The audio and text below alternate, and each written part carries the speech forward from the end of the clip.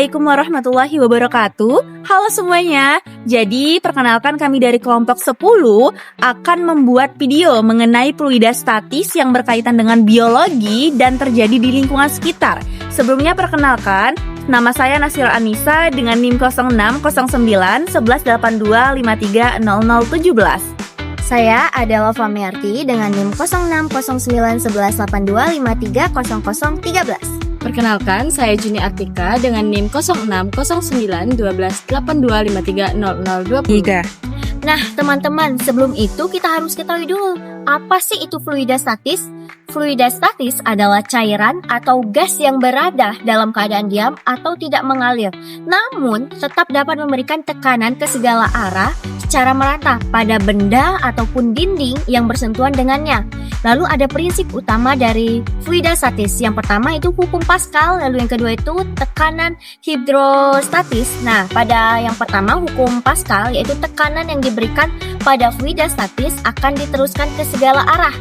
Nah, secara merata tanpa kehilangan besarannya. Lalu yang kedua tadi tekanan hidrostatis, yaitu tekanan dalam fluida statis meningkat sering kedalaman dan dipengaruhi oleh kepadatan fluida dan gaya gravitasi di dalamnya. Nah, jadi teman-teman, kita tadi sudah mengetahui apa sih itu fluida statis. Selanjutnya di sini saya itu akan memberikan contoh dari fluida statis yang berkaitan dengan biologi yang mungkin sering banget kita temui di lingkungan sekitar. Yaitu contohnya itu ada pada batang. Jadi, di sini tuh kalau kita kayak kita patahkan nih daunnya, nah itu akan keluar getah. Nah, getahnya ini akan menetes atau bertahan. Terus saat batang ini kita gores, batang ini juga akan menghasilkan getah, teman-teman.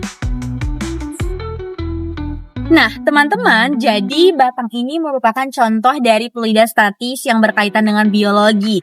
Getah yang muncul perlahan dan tetap menempel di permukaan batang. Hal ini terjadi karena cairan di dalam jaringan tumbuhan itu berada dalam kondisi yang diam. Nah, menekan dinding sel secara merata sebelum akhirnya terdorong keluar saat luka terjadi. Nah, getah yang keluar ini kan tadi merupakan contoh fluida statis karena sebelum keluar cairan itu di dalam jaringan tumbuhan itu memberikan tekanan ke segala arah secara merata sesuai dengan hukum Pascal yang sebelumnya sudah dijelaskan oleh Famiarti. Nah, tekanan hidrostatik inilah yang membuat getah menempel dan tidak langsung tumpah. Kan tadi kita sudah lihat bahwa getahnya itu saat kita patahkan itu tidak tumpah. Nah, menunjukkan sifat dan cairan diam dalam jaringan hidup. Fenomena ini penting secara biologi karena getah berfungsi sebagai perlindungan bagi tumbuhan atau perlindungan alami. Nah, mencegah masuknya serangga atau bakteri. Jadi dari getah yang menetes kita itu bisa memahami bagaimana tekanan fluida statis bekerja dalam jaringan hidup tumbuhan.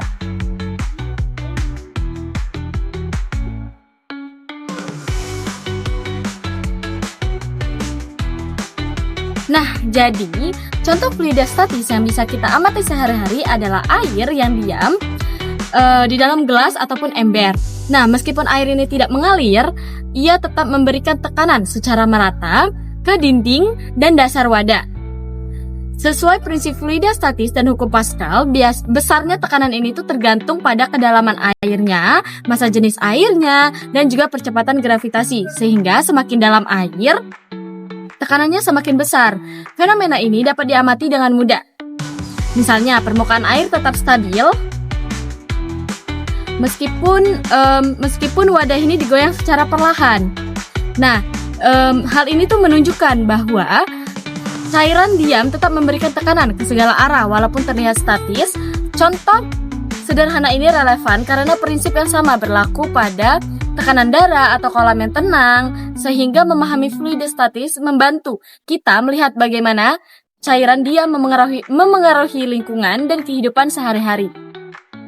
Nah, jadi teman-teman, selesai sudah video yang kami buat mengenai fluida statis yang berhubungan dengan biologi di lingkungan sekitar. Kami tutup. Wassalamualaikum warahmatullahi wabarakatuh. See you.